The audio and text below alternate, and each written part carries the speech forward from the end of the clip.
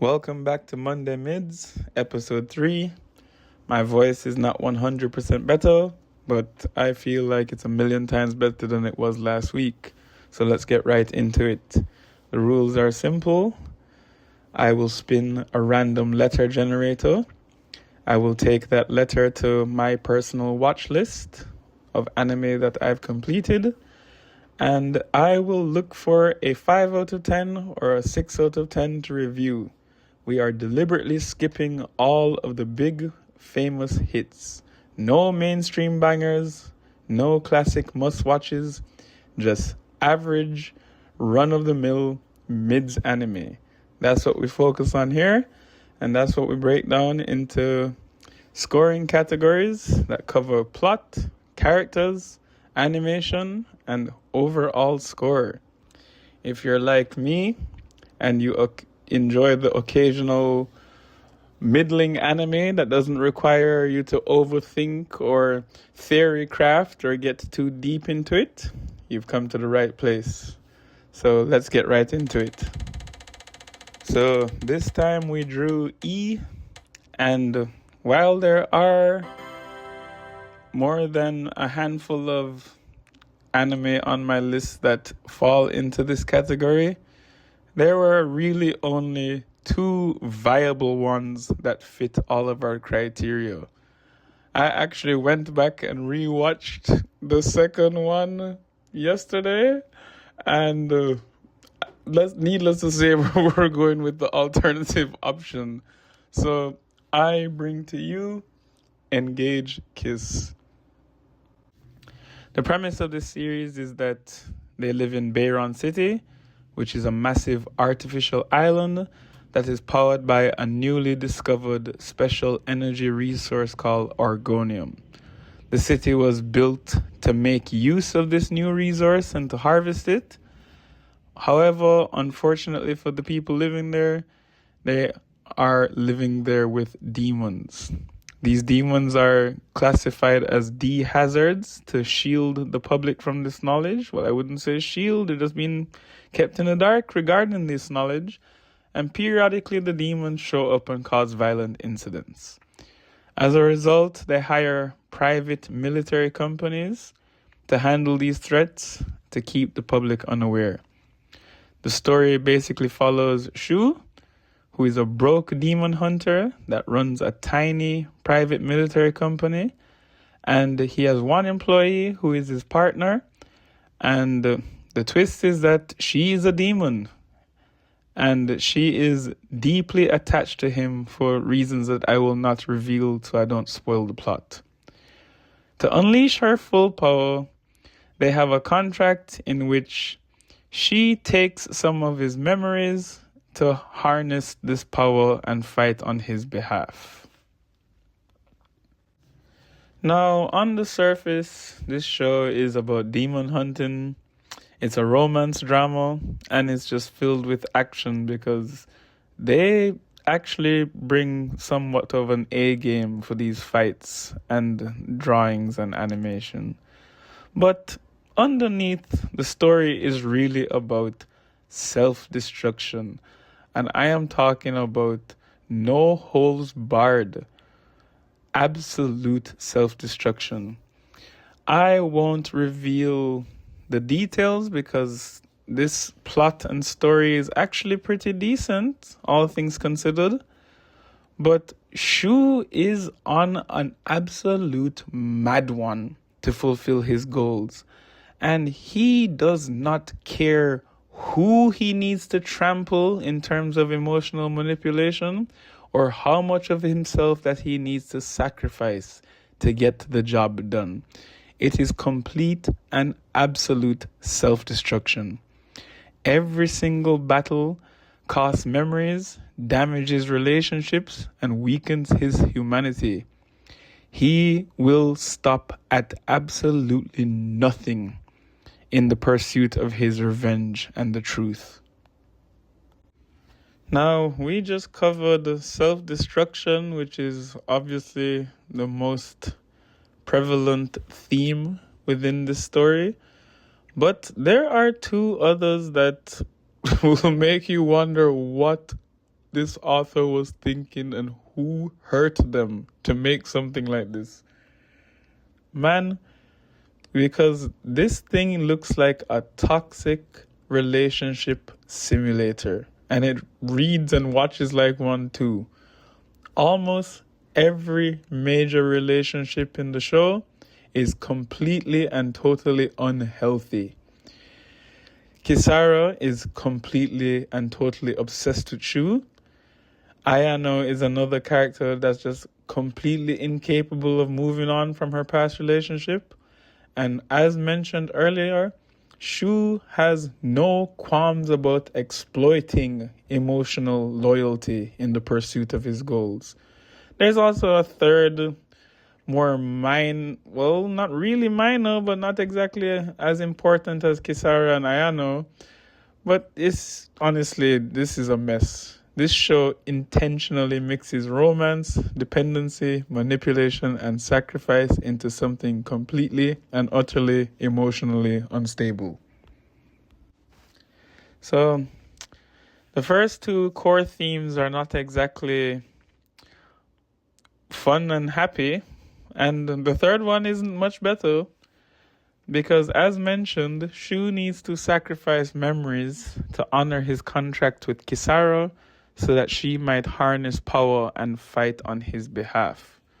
And this central mechanic is extremely important psychologically because it poses the question, if you lose memories of loved ones, emotional experiences, and formative moments, are you still the same person? The series repeatedly asks this through Shu's deterioration because, like I mentioned earlier, this man will literally sacrifice everything in pursuit of his goals. So, these three themes might be a lot for some people to handle, but it actually is somewhat emotionally and psychologically engaging.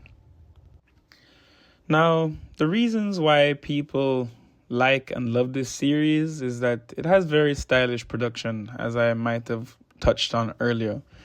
A1 Pictures gave it strong animation, flashy combat, and very polished character art. It's a very recent series, so you know that the standards and quality are higher in comparison to maybe the ones that we know and love from 10, 15, 20 years ago, just as a standard baseline. And A1 Pictures actually put some effort into this from what I could see. Another thing that people liked about this series is that the characters are surprisingly messy, which might not be a surprise to you based on what I have just described to you.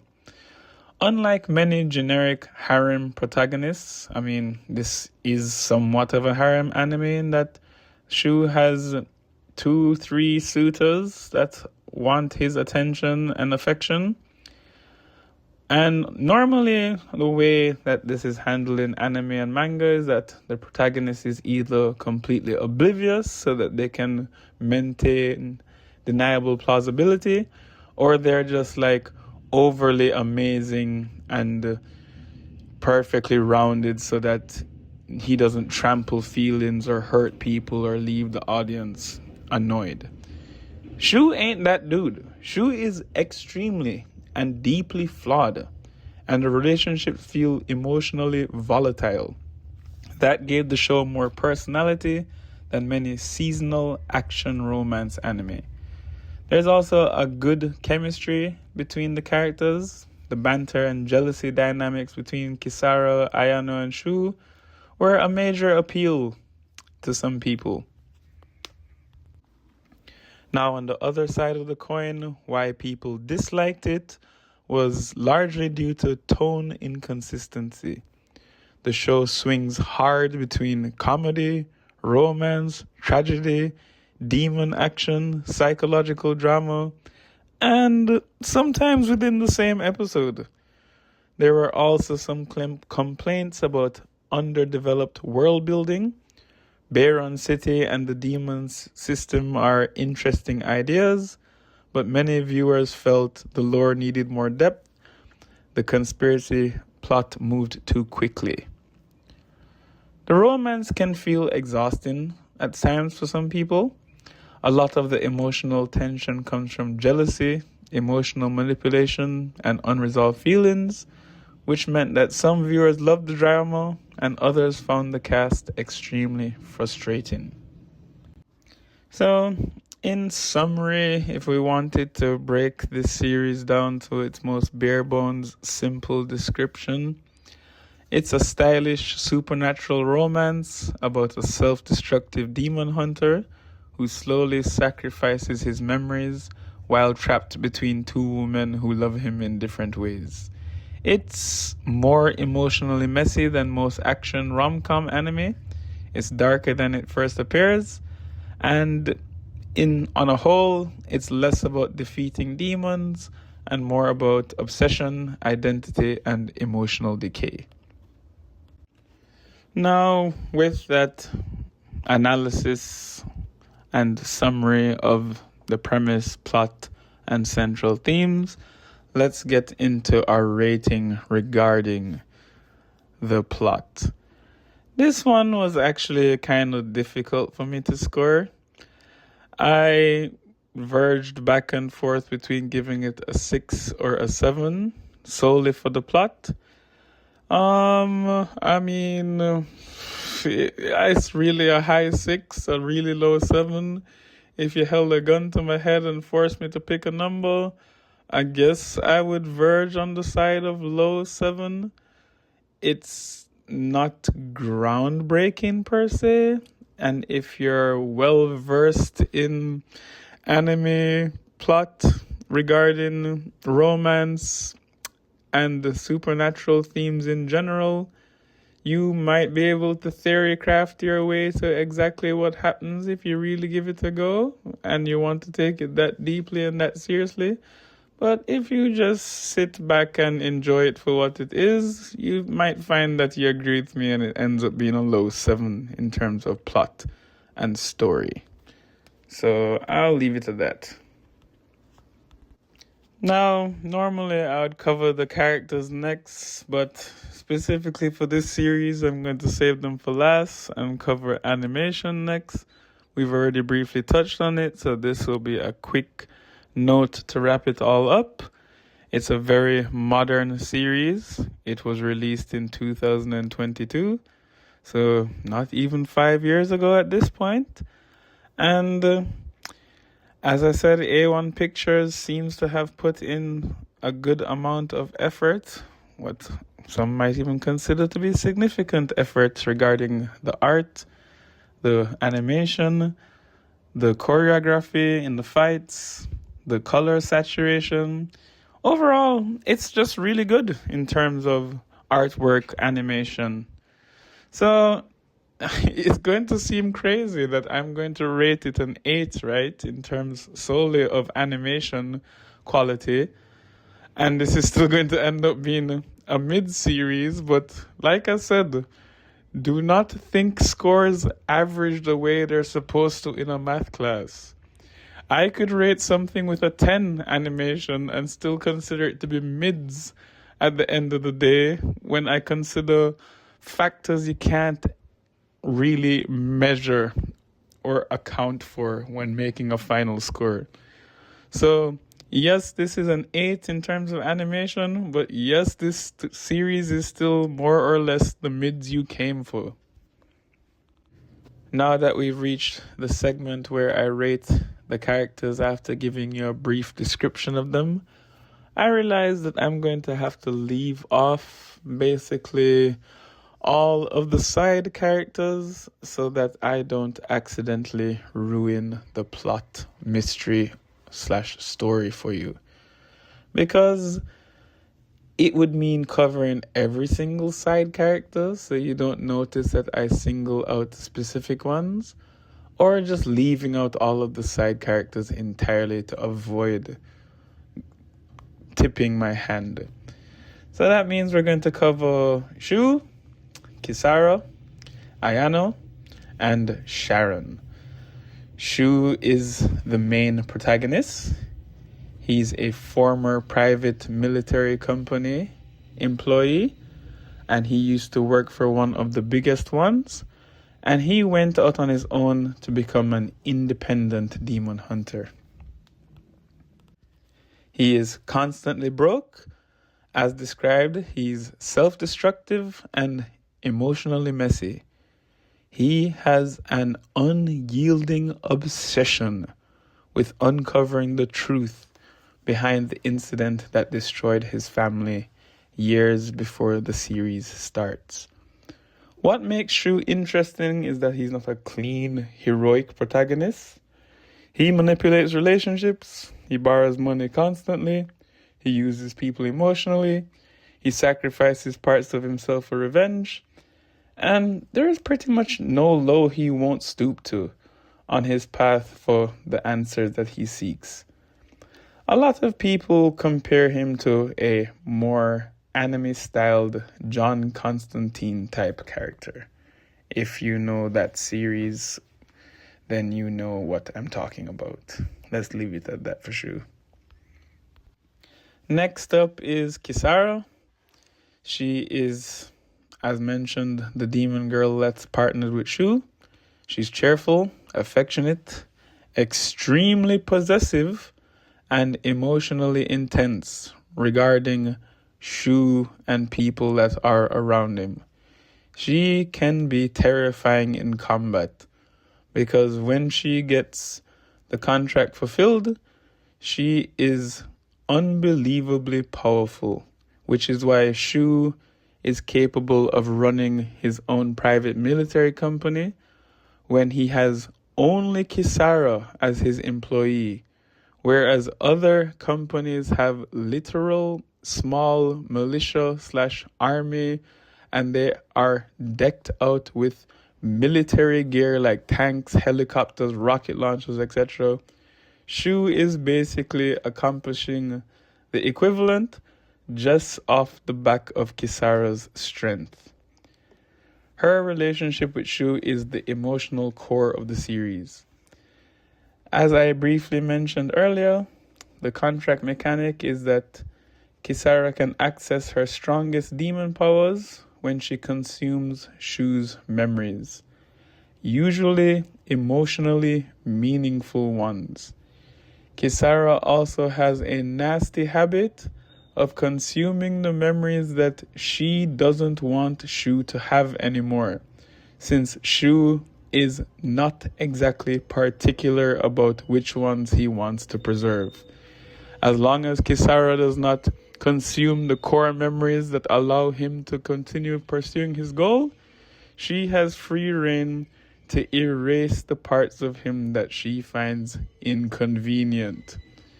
This creates the show's most important idea that power literally erodes identity. Because of Kisara and the contract, over time, Shu forgets pieces of his past, relationships weaken because he forgets things regarding them, and emotional connections become unstable. Kisara simultaneously loves Shu deeply, but is also consuming the very things that make him, quote unquote, him. That contradiction is the heart of the show. Next up on the character list is Ayano. She is Shu's ex-girlfriend from some point in his past prior to meeting Kisara, and she is an elite private military company operative. Her mom actually owns/runs the company that she works for, and Shu used to work with her at this company. She's an extremely competent, responsible, but emotionally frustrated person. Despite breaking up with Shu, she still helps him constantly, she still clearly loves him, and she's trapped between anger and attachment. I mean, to be honest with you, this is peak toxic relationship right here. She pays this man's bills because, as I said, Shu has no qualms about begging, bowing his head, doing whatever is necessary to survive in an unsightly way.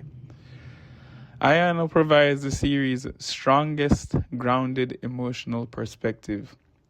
She sees how destructive Shu has become, but unfortunately for her, she cannot fully let him go. This results in romantic tension between Kisara, Ayano, and Shu. This pretty much drives the vast majority of the drama that's embedded in the series. Now, as if those two toxic relationships weren't enough to drive home the point, the author felt that she needed to bring Sharon into the mix. Sharon is another one of Shu's exes, and she is a church-affiliated assassin/exorcist. Now, as mentioned, this show revolves around demons, which means that the church obviously is not here to make friends with demons, which causes a big problem because Shu's partner, Kisara, is a demon. And despite Kisara being completely and obviously docile and peaceful towards regular humans, the church does not explore that gray area. They are very black and white regarding the extermination of demons and people that side with demons. She is more morally ambiguous and far more dangerous than Ayano. Throw in the fact that Shu may or may not have betrayed her in the past, and you can see that she is not exactly here to help Shu. She expands the larger supernatural conspiracy side of the plot regarding the series. I'll leave it at that in terms of characters so that we don't get into spoiler territory. Regarding characters, the relationships are pretty interesting, but I guess they're not completely special that you would remember them or go out of your way to buy merch. So I guess they end up being a 6. Yeah, I guess a 6 is about right. Let's go with that. That brings us to our final rating regarding the series. And honestly, this one is one that was on the borderline between the 6, which is what I consider the threshold for mids, and the 7, which I will not cover on this series Mids Monday. And my anime list doesn't allow you to use the decimal system when determining the ranking. You can only choose a whole number. So my choices were 6 or 7. And I sometimes considered giving this a 7, but it didn't firmly cross that threshold where I'm like, yep, absolutely, this is a 7. Let's stick that right on the good list. I had to give it a 6, all things considered.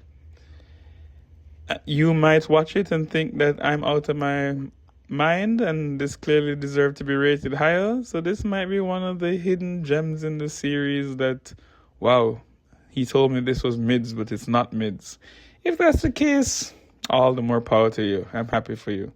But I'm going to leave the final rating at a 6. And with that being said, I'll see y'all next week for episode 4.